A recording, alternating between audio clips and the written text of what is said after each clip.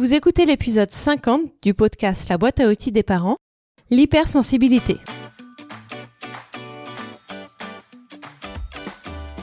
Bonjour, je m'appelle Juliette Cerceau et je suis ravie de vous accueillir sur la boîte à outils des parents. Je suis coach parental et coach de vie certifié. La boîte à outils des parents, c'est le podcast dédié aux parents d'enfants de la naissance à l'adolescence. Chaque mardi, je vous donne des outils concrets, applicables facilement et immédiatement pour vivre une parentalité plus épanouie. C'est un sujet qui revient souvent. Beaucoup de parents décrivent leur enfant comme hypersensible et ou se décrivent eux-mêmes comme hypersensibles. Alors je commence d'entrée par vous expliquer pourquoi je n'aime pas ça. Ça va donner le ton. Parce que ça met les enfants et les gens de façon plus générale dans une case. Ils ont une étiquette collée sur eux.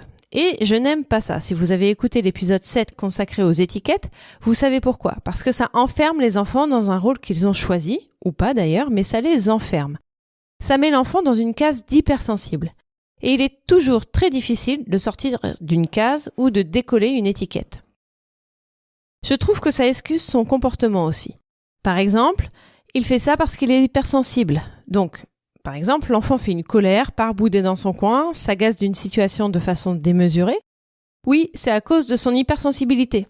Comme si l'enfant était autorisé, voire encouragé à ce genre de comportement parce qu'il a une étiquette d'hypersensible. Comme si, étant donné qu'il a une hypersensibilité, il ne pouvait pas maîtriser ses émotions du tout. Je ne suis évidemment pas d'accord avec ça, car je crois qu'on est tous et toutes maîtres de son destin. C'est peut-être plus dur pour les hypersensibles de gérer ses émotions, mais ce n'est pas impossible. Maintenant, je veux tout de même vous expliquer en quoi c'est positif de se savoir hypersensible ou de savoir que son enfant l'est.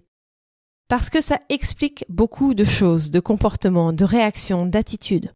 Et puis, on se sent moins seul. Le fait de savoir que X% de la population est hypersensible, ça détend, ça déculpabilise, ça explique. Et ça, c'est hyper positif. Alors, je vous donne pas de chiffres sur le nombre de personnes concernées par l'hypersensibilité, parce que je n'ai pas trouvé de chiffres sérieux et surtout, je n'ai pas toujours trouvé le même chiffre. Je préfère m'abstenir du coup. Alors, qu'est-ce que l'hypersensibilité ? Stéphanie Couturier, autrice du livre « Mon enfant hérisson » aux éditions Marabout, livre sur lequel je m'appuie en grande partie pour cet épisode, décrit l'hypersensibilité comme une sensibilité plus forte que la moyenne à percevoir les différents stimuli de la vie. Ces stimuli sont les sons, les couleurs, la sensibilité tactile, les émotions, la communication non verbale, etc., etc. L'hypersensible va percevoir tout cela plus fort, pas forcément tout. Certains hypersensibles ont leur spécialité. Stéphanie Couturier explique qu'il y a autant d'hypersensibilité que d'hypersensibles. Chacun l'est à sa manière et ça concerne autant de filles que de garçons. Il y a néanmoins quelques caractéristiques communes. Les enfants hypersensibles pensent beaucoup, ils réfléchissent à tout, se posent beaucoup de questions. Pour eux, rien n'est anodin, ils intellectualisent et cherchent à comprendre parfois des choses en avance par rapport à leur âge.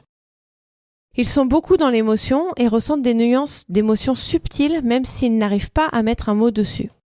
Ils sont perfectionnistes. Ils sont fatigués plus rapidement car ils doivent processer et emmagasiner un nombre d'informations important. Ils ont un grand sens de la justice pour eux-mêmes et pour les autres. Ce que je décris là ne sont que des pistes, ce n'est pas du tout un diagnostic précis, c'est un faisceau d'indices. Un psychologue ou un psychiatre pourra dire avec certitude si votre enfant est hypersensible ou pas. Alors comment se comporter face à un enfant hypersensible ? Comment réagir ? Comment l'accompagner ? Eh bien, c'est là tout le paradoxe que je trouve à coller une étiquette d'hypersensible. Tous les enfants sont plus ou moins comme ça, à une intensité plus ou moins forte. Un enfant peut ne pas aimer certaines chaussettes qui le serrent trop, une étiquette qui le gratte, ou une matière, la laine par exemple, qu'il trouve inconfortable, mais il n'est pas pour autant hypersensible. Un enfant peut ressentir une émotion extrême à un moment ou sur le long terme, pour une raison ou pour une autre, sans être hypersensible. Mais il peut également cocher toutes ces cases en étant hypersensible. C'est là la difficulté, n'est-ce pas ? Je vous ai dit en introduction que je trouvais que l'hypersensibilité servait parfois d'excuse.